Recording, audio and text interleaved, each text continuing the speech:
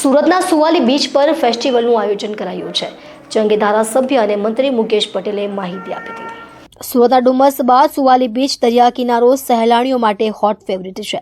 ત્યારે સુરતના સુવાલી બીચ પર આગામી 20, 21 અને 22 ડિસેમ્બરના રોજ બીચ ફેસ્ટિવલનું આયોજન કરાયું છે, જે અંગે મંત્રી અને ધારાસભ્ય મુકેશ પટેલે માહિતી આપી હતી.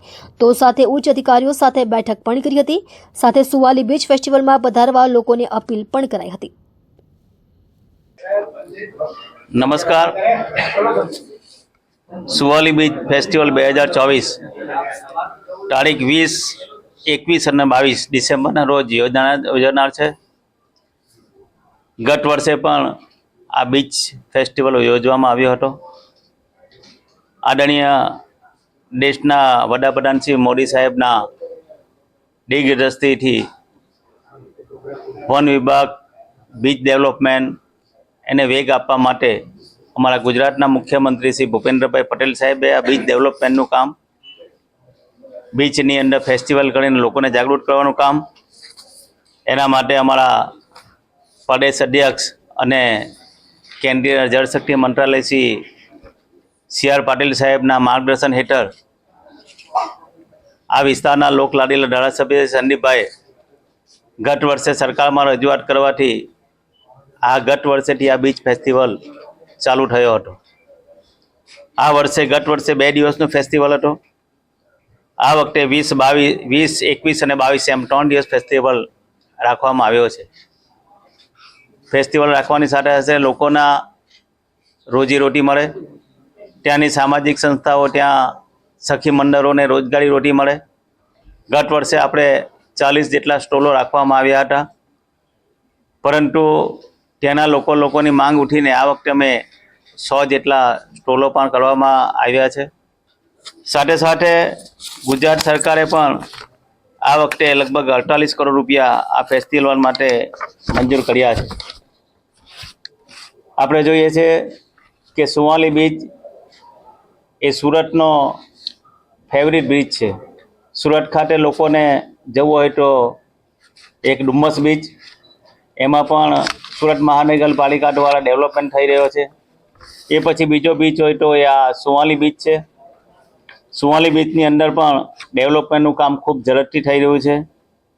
આપણા ધારાસભ્ય શ્રી સંદીપભાઈના રજૂઆતને લઈને લગભગ 4.71 કરોડના ખર્ચે ત્યાં રેસ્ટ હાઉસ પર બનાવવામાં આવશે. કંપનીઓના સહયોગથી ત્યાં અલગ અલગ વિસ્તાર પણ ડેવલપ કરવામાં આવ્યો છે. ગુજરાત સરકાર દ્વારા બીચ ડેવલપ માટે 28 કરોડ રૂપિયાની ગ્રાન્ટ પણ ફાળવવામાં આવી છે. સુરત અર્બન ડેવલપમેન્ટ ઓથોરિટી દ્વારા 20 કરોડ રૂપિયા સુવાલી બીચના વિકાસ માટે પણ ફાળવવામાં આવ્યા છે. ગુજરાત સરકાર તરફથી અત્યારે જે મોડલ ચાલે છે પીપીપી ધોરણ પર, એ રીતે આ સુવાલી બીચને પણ ડેવલપમેન્ટ કરવામાં આવશે.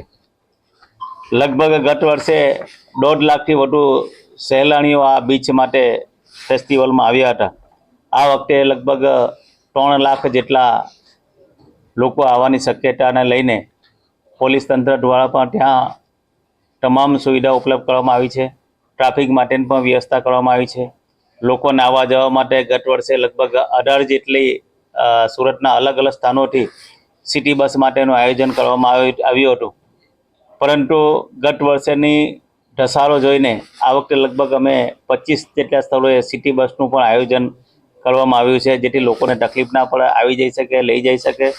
એ જ રીતે ગુજરાત એસટી નિગમ તરફથી પણ તમામ એસટી બસો જે અડાજણ પાટિયાથી સીધી સુવાલી સુધી દોડશે, ઓલપાથી પણ સુવાલી સુધી બસો દોડશે.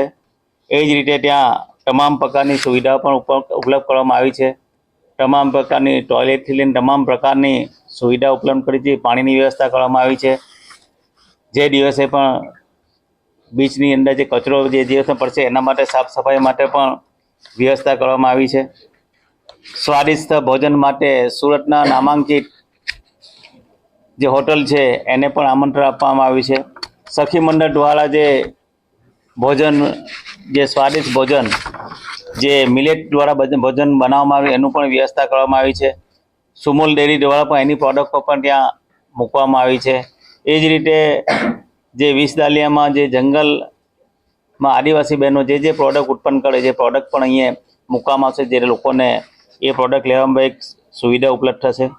એ રીતે ઇન્ડસ્ટ્રીયલ વિસ્તારની અંદર જે આજુબાજુના જે ઇન્ડસ્ટ્રી છે એના તરફથી પણ અલગ અલગ રીતે આયોજન કરવામાં આવ્યું છે.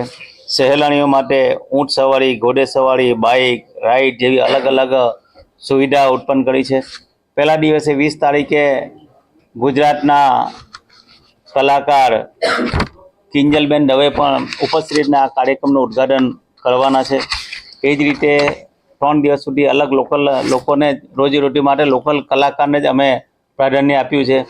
એ જ રીતે ત્યાંના ગામના જે રમતવીરો છે ત્યાં અલગ અલગ જાતની રમતો પર રમાડવામાં છે. આમ અલગ રીતે બીચ પર અલગ રીતના આયોજન કરવામાં આવ્યું છે.